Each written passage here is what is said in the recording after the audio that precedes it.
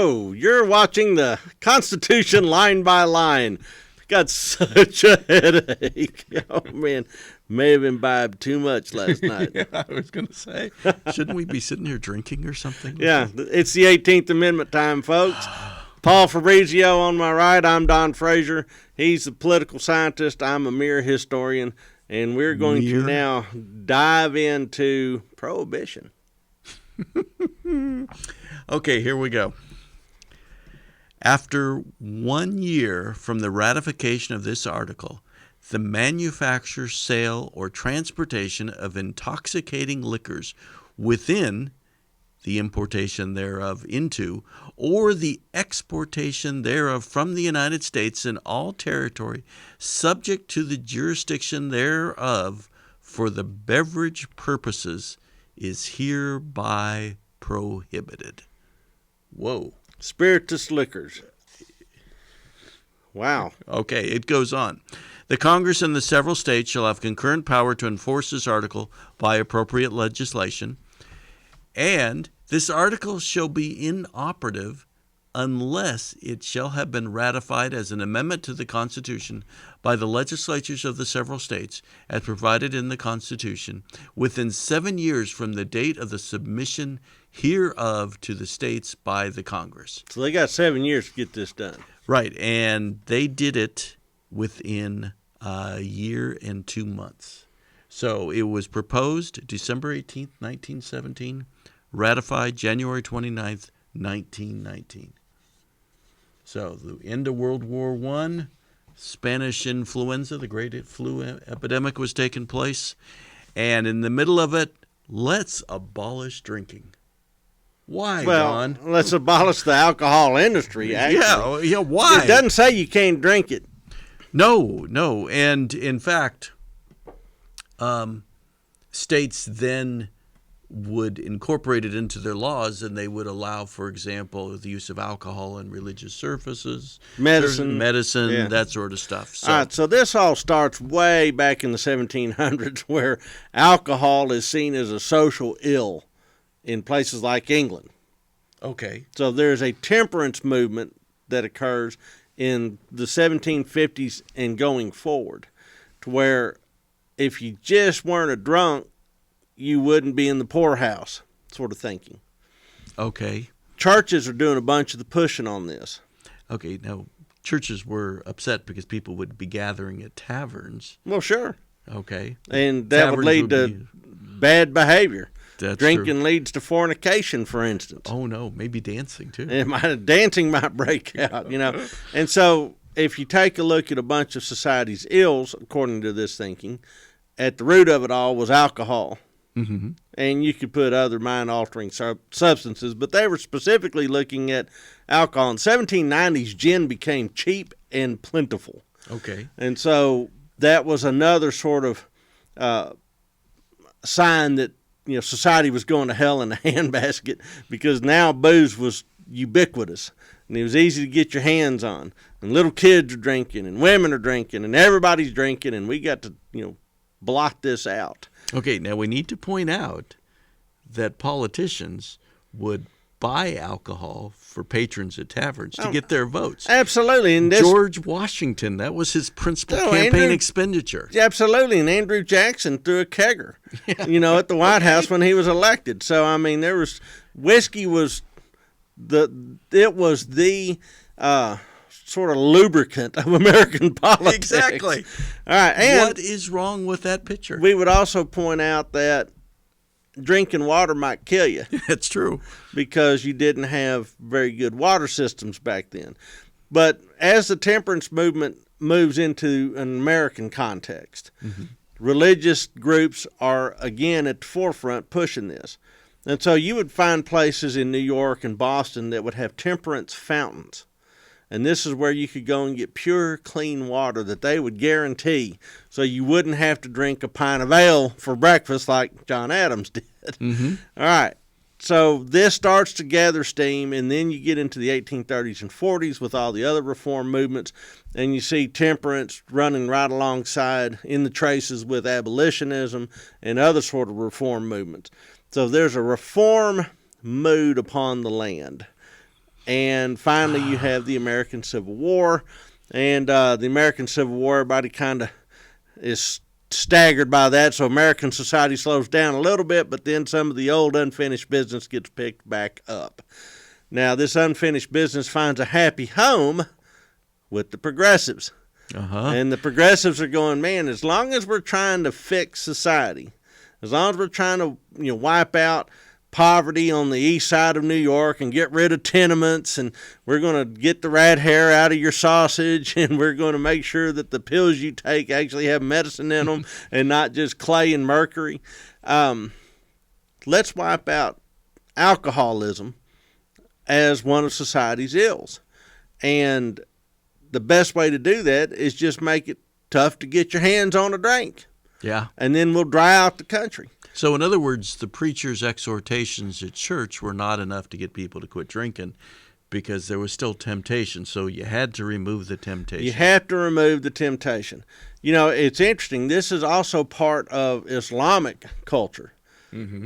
Abolition of all alcohol and any sort of mind-altering stuff, except there's some leaves and stuff you can chew, like I think it's called chot or something like that. Anyhow, they can get you kind of minor stoned, but alcohol is prohibited in the Quran. So this is not an unusual idea. But one of the things that this is a reaction against is this sort of roaring modernity that is crashing upon the American population. This is a population that has been rural and isolated, then goes out and encounters Europe in its worst manifestation, World War I, and then comes back kind of shell-shocked, pardon the pun, trying to figure out, well, my gosh, I've seen all sorts of strange things. You know, I've seen black people, for instance, walking down the street alongside white people. You know, oh my goodness. So all of a sudden you have the Harlem Renaissance going on where, you know, African Americans coming back from World War I are going, we're probably not going to take it much longer, guys. You had women that had entered the workforce, and all of a sudden they're going, wow, you know, I'm not the possession of my husband. Right, and they're going to be demanding the right to vote. Coming which up. They'll get very quickly. Yeah, and so there's all sorts of change breaking upon American society, but there's a reaction to this change too. And this is a reactionary amendment in many ways because modernity is hitting the United States all at once. They haven't eased into it. It hasn't been something that's been kind of cycling up. This is all of a sudden the United States has discovered the world, and it's the American the American discovery of the old world instead of the European discovery of the new world. Right, and it's not just that we discovered the world, but in essence we help defeat the world. Yeah, we won in World War I. Correct.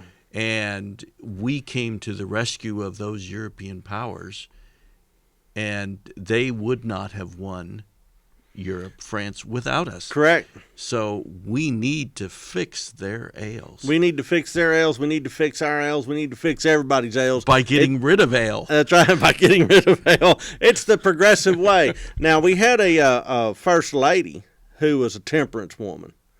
Do you remember who that was? Are we talking Edith Wilson? Yeah. Well, we're also talking about Lemonade Lucy. Oh, Lucy Rutherford? No, Hayes. Hayes. Yeah, Lucy Hayes. Yeah. Sorry. No, so Lucy Hayes, way back in the 1870s, was... That's right. I did forget about this. Yeah, she would not serve alcohol at the White House. Now, they don't serve alcohol at this Methodist institution either. And what is on the front of our major thing looking out into the community? Yeah, our major building. 4 words. Do you remember what those 4 words? Faith, temperance, and patriotism, and something else. Yeah. Yeah, but there's temperance, and it was always temperance that struck me the most when I saw that. Absolutely. So it's because not like the Methodist Church was one of those that really pushed for this amendment. Absolutely, and apparently had a lot of stroke. The other thing to think about is that there was also beginning waves of immigration coming from Europe. They were coming from Southern Europe. They were drinking grappa and ouzo. What the heck is that? Exactly. They were drinking. And they used alcohol in their church services. They were Catholic. Yep. And so there was a bit of anti-Catholicism and foreigner, anti-immigrant. Yeah, Again, thing that was going on in the this modernity that's crashing upon American shores is world blowing is their changing, minds. Yeah. And then this is a push against that. I find this fascinating because now we have the movement to legalize marijuana. Yeah, in modern day, modernity is crashing again. This time, no, let's legalize marijuana so we can dull the pain. Let's embrace our modernity to the nth degree. But that's going on at the same time as we're trying to control smoking more. Correct. And we're not through trying to tell people how to live their lives. Exactly. And the argument Has is, the lesson been learned yet from any of this now? And of course, the argument is, if we're going to have to, if your drinking only affected you, then who cares? Drink yourself into the ditch. I don't care. 19th century, that was kind of it. Yeah. Uncle John's drunk. Uncle John ended up getting thrown out of the house. Uncle John was found dead in the woods one day, Yeah, and that was Uncle John's narrative arc. There was no floor. There was no floor. So you fell through it. You fell through it. You could self-destruct all you wanted. Yeah, society did not have an obligation to take care of you. Now all of a sudden, the progressives, society has an obligation, and your poor choices are starting to affect me. So therefore, and my taxes, which now is being skimmed off of my income. Yeah. So therefore, I have a say in how you live. Quit drinking. Quit drinking, because I don't want to pay for your dry out clinic. I don't want to pay for all the societal ills. I don't want to pay for you driving your carriage over somebody's kid. Yeah. I mean, this is actually pretty amazing when you think about this in union with the other amendments that existed before, and the next one that's coming along, approved a year later, giving women the right to vote. Correct. There's a lot of stuff cranking up, but it's a whole different timbre and flavor. Oh, yeah. Than the previous amendments. The previous amendments tended to focus on ideals and lofty thoughts and sort of large universal political theory. Freedom of speech. Yeah.